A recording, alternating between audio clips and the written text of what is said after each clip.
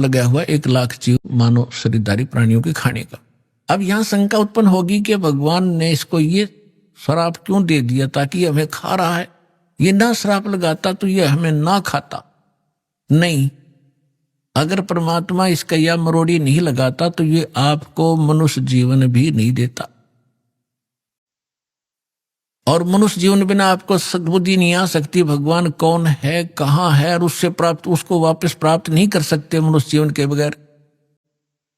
ये तो आपको तो दुखी करना ही करना था। जैसे एक मानव शरीर को छोड़कर जितने भी प्राणी हैं, क्या हालत है उनकी। जंगल में देखो, शेर किसी के पीछे भाग रहा है, चीता किसी के पीछे भाग रहा है, कोई किसी को खा रहा है, सांप मेंढक को खा रहा है, मेंढक को मनुष्य खा रहे, सर्प को काट काट कर खा रहे, मर्गों को मनुष्य खा रहे हैं, भैंस गायों को खा रहे। तो कोई बात है ये? तो उसमें क्या हालत होती है आपकी। तो अब परमात्मा ने ये कंपलसरी कर रखा है कि एक मनुष्य जीवन अवश्य देना पड़ेगा इसने 84 लाख योनियों के भोगने के बाद भी। और दूसरे तरीके से जैसे पुण्यों का संग्रह होगा उससे अधिक भी मनुष्य जीवन कंटिन्यूसली भी मिल जाते हैं। तो दास जो कहने जा रहा है, जो आज का विषय है, एक विशेष रहेगा आपके लिए, और परमात्मा पाने के लिए आपके लिए एक विशेष प्रेरणा बनेगी, और सत्यता भी एक अत्यधिक सामने आएगी। वैसे तो आ ही रही है। तो जब हम यहां आ गए, हमारा बुरा हाल हुआ, कोई गधा बना, कोई कुत्ता, कोई सुअर, और फिर तपस्या के ऊपर जो हमें जलाया जाता है, वहां कैसे जलाया जाता है। अंदर एक सूक्ष्म शरीर है, स्थूल शरीर ये ऊपर है। इसके माध्यम से हम जो भी आहार करते हैं, आप देखो महापुरुषों ने कितना ज्ञान दिया है कि शराब मत पियो, मांस मत खाओ, सुल्फा भांग भूकी मत खाओ, बुराई मत करो। तो हमने सबसे पहले बकवाद बनाई, हुक्का बनाया, बीड़ी बनाई, शराब काट ली, और सारे ये शुरू कर दिए, सिगरेट ला कर दो, मारे सट्टे। ये क्या बकवाद है? ये पीने और खाने की वस्तु है। लेकिन इसने अपना आहार तैयार करवाना आपके माध्यम से। जितनी भी अश्लील पिक्चरें आप देखते हो, अश्लील कर्म करते हो, गंदी सोच रखते हो, वैसा ही मन के अंदर एक विशेष डिपॉजिट होता है उसका।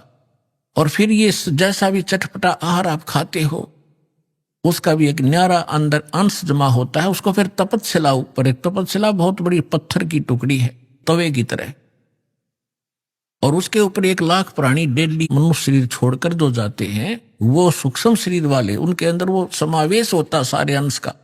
और वहां इतनी गर्म है वो, उसका फारेनहाइट भी नहीं बता सकते कितना।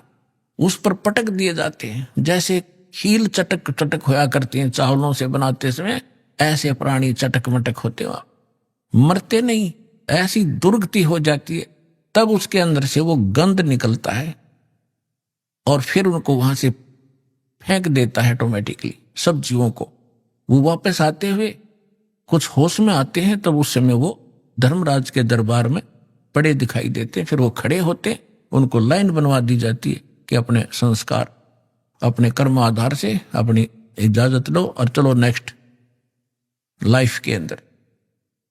और उधर से वो माल, वो गंध निकला हुआ काल खा रहा होता है। जब तपस्या के ऊपर ये प्राणी तप रहे, धर्मदास जी से परमात्मा से पूछा कि भगवान आपने कैसे दया करी कि भाई जब ये प्राणी तपस्या पर भूनने जा रहे थे, तब मेरे को भगवान ने भेजा। परमात्मा, धर्मदास तो समझ चुके थे, वो बाद में उनका समझ में आई कि सचमुच ये भगवान है। फिर भी परमात्मा ने अपने को छुपाने की चेष्टा की, और क्या बताया कि धर्मदास जब ये तपस्या के ऊपर प्राणी भूनने जा रहे थे, तब मैं वहां पर अपने पुत्र जोगजीत का रूप बना के आ गया। परमात्मा ने सबसे पहले, कबीर भगवान ने जब सृष्टि रची सतलोक की, उसमें सबसे पहले एक वचन से सब द्वीप प्रमाण सरोवर रच दिए थे, 16 द्वीप। फिर एक वचन से 16 पुत्र उत्पन्न किए थे, उनको वहां का प्रबंधक बनाया था। तो उनमें से एक सहज दास है, एक अचिंत है, एक जोगजीत है, और भी 16 है ऐसे। उनमें से जोगजीत नाम के रूप में ही परमात्मा ने, काल ने जो गलती सतलोक में की थी और हमने की थी, उसने ही वहां उसी रूप में आकर हमारे को 21 ब्रह्मांड समेत वहां से बाहर निकाला था। आपको सृष्टि रचना में दास ने बहुत बार सुनाया है, लेकिन आज विषय दूसरा, इसलिए वो नहीं सुना पाऊंगा। तो जब हम यहां आगे हमारी ये हालत बिगड़ी, तपतशिला पे जाके वहां वो गुरु नकली भी वहीं कोई मर के साथ आ गया है, वो वहां भुगत रहा होता है। साथ में वो पंडित भी, विद्वान भी, मोल्ला और काजी भी वहीं भून रहे होते।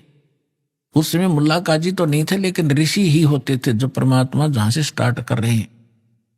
तो सभी गुरु भी, शिष्य भी इकट्ठे ही वहां भूने जा रहे थे। तो वहां जाने के बाद सबकी बुद्धि ठिकाने आ जाती है कि सचमुच वहां क्या था, अब यहां क्या है।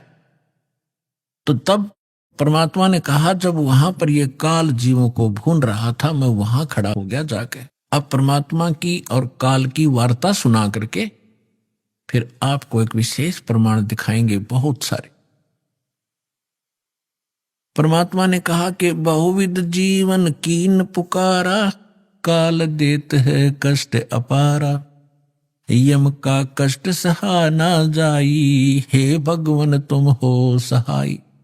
देखो परमात्मा, हम जब राम और कृष्ण के पुजारी थे, हनुमान जी भी पूजा करते थे, गणेश जी की भी पूजा करते थे। जब दुखी होते थे, जब इन्हों क्या करते, हे सच्चे मालिक, हे सच्चे मालिक दया करिए।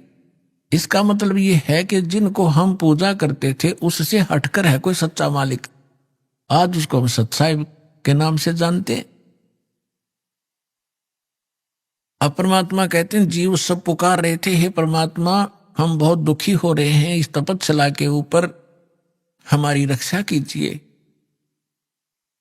आए जहां यम जीव सतावे, यम माने काल, आए जहां यम जीव सतावे, काल निरंजन जीव नचावे, चटक पटक करें जीवता भाई, ठाड बहे पुनता हम आई। जहां पर वो जीव चटक पटक कर रहे थे, खील सी बुने थी उनकी, मैं वहां खड़ा हो गया। मोहे देख जीव कीन पुकारा, हे साहेब हम लेहो उबारा, तब हम सत्य शब्द गहुरावा, पुरुष शब्द से जीव तपत बुझावा, यम से छुड़ा ले वो तुम स्वामी, दया करो प्रभु अंतर्यामी।